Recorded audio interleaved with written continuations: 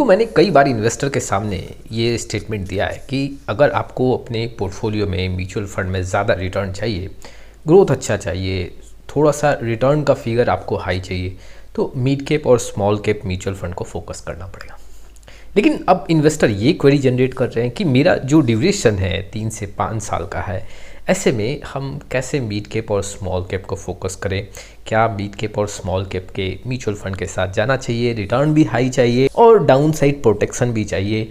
कैसे हम 3 साल 5 साल के इन्वेस्टमेंट जर्नी में मिड कैप और स्मॉल कैप म्यूचुअल फंड का चयन करें। चलिए आज के वीडियो का विश्लेषण इसके इर्द गिर्द ही आपको देखने को मिलेगा।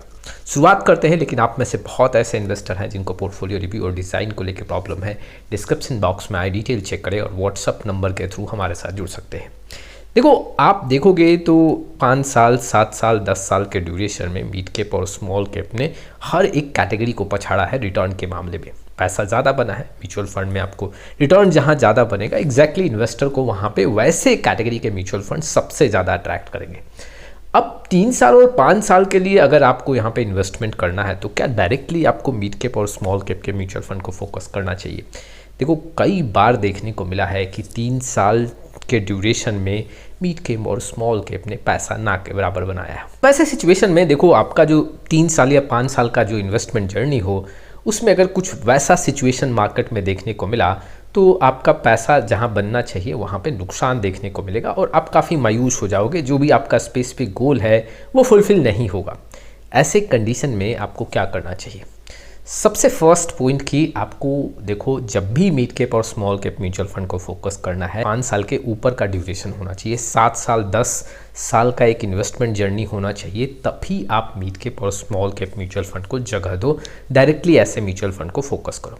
लेकिन अगर जैसे कि आपका समय कम है, 3 से 5 साल का इन्वेस्टमेंट जर्नी है, तो इसमें आपको स्मॉल कैप और मिड कैप में पैसा तो लगाना है, लेकिन इनडायरेक्टली लगाना है। जैसे कि मैं आपको यहाँ पे एक पॉइंट एडवाइस करता हूँ कि आपको फ्लेक्सी कैप के थ्रू यहाँ पे स्मॉल कैप और मिड कैप का एलोकेशन लेना है, आपको मल्टी कैप के थ्रू यहाँ पे स्मॉल कैप और मिड कैप का एलोकेशन लेना है। मिड कैप का एलोकेशन पे फोकस करना है तो लार्ज एंड मिड कैप के थ्रू आपको मिड कैप का एलोकेशन लेना है। कुछ वैसे फंड का सहारा लेना है जहाँ पे आपको मिड कैप और स्मॉल कैप का परसेंटेज कम हो, जी हाँ, लार्ज कैप का एलोकेशन वहाँ पे ज़्यादा हो। अब कई ऐसे फंड हैं, जैसे कि अगर मैं आपके सामने कुछ डेटा रखूं तो आप कोटक मल्टी कैप के थ्रू मिड कैप और स्मॉल कैप का एलोकेशन ले सकते हो। ऐसे बहुत सारे फंड है, मैंने बस एग्जांपल दिया है। इस फंड को आप फोकस नहीं करना, एक रिसर्च चाहिए, जी हाँ, कैसे फंड्स को आपको जगह देना है। आप जब भी 3 और 5 साल के लिए म्यूचुअल फंड में इन्वेस्टमेंट करते हो, एक आपको हायर ग्रोथ चाहिए, तो आप अपने पोर्टफोलियो में large and mid cap fund को जगह दें। उसके साथ ही साथ या तो आप मल्टी कैप को जगह दे सकते हैं, लेकिन वहाँ मल्टी कैप में भी रिस्क ज़्यादा हो सकता है। आप वैसे मल्टी कैप को चयन करें जहाँ 50% के ऊपर मिड और स्मॉल कैप का रेशियो ना हो। अगर मान लो 60-70% मिड कैप स्मॉल कैप का एलोकेशन है तो वहाँ पर रिस्क काफ़ी ज़्यादा हो सकता है। और अगर आप और रिस्क मिनिमाइज करना चाहते हो, जैसे कि आप सिर्फ 3 साल के लिए म्यूचुअल फंड पोर्टफोलियो डिज़ाइन किए हो, तो वैसे कंडीशन में तो आपको स्मॉल कैप पे फोकस नहीं करना चाहिए, आपको large and mid cap fund को यहाँ पे जगह देना चाहिए। इट मीन्स कि आप अपने पोर्टफोलियो में 70 to 80% लार्ज कैप रख सकते हो और जो रेस्ट है वहाँ पे आप मिड कैप पे फोकस कर सकते हो। देखो, ऐसे तो ये भी जो मैं आपको बता रहा हूँ इसमें भी काफ़ी रिस्क है। अगर आप लार्ज कैप में भी 100% रखते हो 3 साल के लिए तो रिस्क है, लेकिन अगर आप थोड़ा बहुत रिस्क लेना चाहते हो तो 3 साल के जर्नी पे आपको स्मॉल कैप का रिस्क नहीं लेना चाहिए। आप इनडायरेक्टली भी स्मॉल कैप पे फोकस ना करें, मल्टी कैप के थ्रू कर रहे हैं या फिर फ्लेक्सी कैप के थ्रू कर रहे हैं, आप यहाँ पे एक जो लार्ज एंड मिड कैप का मैक्सिमम एक एलोकेशन मिड कैप का जो रख सकते हो, उसके अकॉर्डिंग आप वहाँ पे लार्ज एंड मिड कैप का सिलेक्शन कर सकते हो। इन्वेस्टर को मैं ये भी बता दूं कि देखो, आपने 3 साल और 5 साल के लिए एक अपना स्ट्रैटेजी तो बना दिया कि हाँ, हमें कैसे फंड के साथ जाना है, डायरेक्टली मिड और स्मॉल कैप के फंड के साथ यहाँ पे कंटिन्यू नहीं करना है। लेकिन आपको एक स्ट्रैटेजी ये भी बनाना पड़ेगा कि वाकई में हम कैसे रिटर्न को यहाँ पे हायर करें। जैसे आज से आपने 3 साल और 5 साल के इन्वेस्टमेंट जर्नी को स्टार्ट किया है, तो आने वाले 1 साल में आप ज़रूर ये चेक करो कि मार्केट कब यहाँ पे कुछ ज़्यादा गिरा है। ज़्यादा गिरने का मतलब है अपने हाई से 10% से अगर ज़्यादा गिरता है तो वहाँ पे कुछ लमसम भी ऐड करो, अगर आपके पास कुछ लमसम बजट है तो।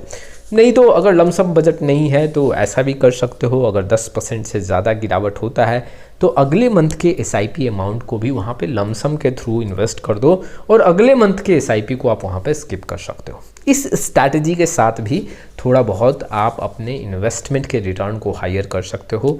लेकिन देखो, मैं यहाँ पे साफ शब्दों में कहना चाहता हूँ, 3 साल या 5 साल के इन्वेस्टमेंट जर्नी पे अगर मार्केट में कभी बहुत बड़ा गिरावट हुआ, जैसे कि शुरुआती 1 साल 2 साल में गिरावट हो गया, तो आपको कुछ वहाँ पे रिटर्न अच्छा बनता हुआ देखने को मिलेगा। लेकिन कभी ऐसा हुआ जैसे आज आपने इन्वेस्टमेंट स्टार्ट किया और अभी 2025 है, जी हाँ, और ठीक 2028 में एक बहुत बड़ा गिरावट आ जाता है और रिकवर होने में 2 साल लगता है, तो वैसे सिचुएशन पे आपका रिटर्न कम हो सकता है।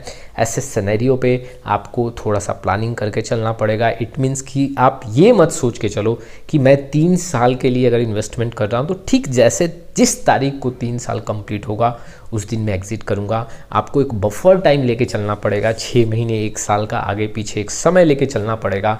सपोज दैट कि अगर मान लो 5 साल का आप समय ले रहे हो और 4 साल आपने कंप्लीट किया, चौथे साल में आपको देखने को मिल रहा है कि आपका रिटर्न एनुअली करीबन 20% के ऊपर देखने को मिल रहा है, तो वहाँ पे आपको अपने रिस्क को मिनिमाइज करना चाहिए, इक्विटी से अपना एलोकेशन कम करना चाहिए। हालांकि 3 साल के इन्वेस्टमेंट जर्नी में 100% इक्विटी में भी बहुत बड़ा रिस्क है, लेकिन अगर आप रिस्क लेना चाहते हो तो कैसे स्मॉल कैप मिड कैप को जगह दे सकते हो 3 साल और 5 साल के इन्वेस्टमेंट जर्नी पे, वो इस वीडियो के थ्रू आप समझ गए होंगे।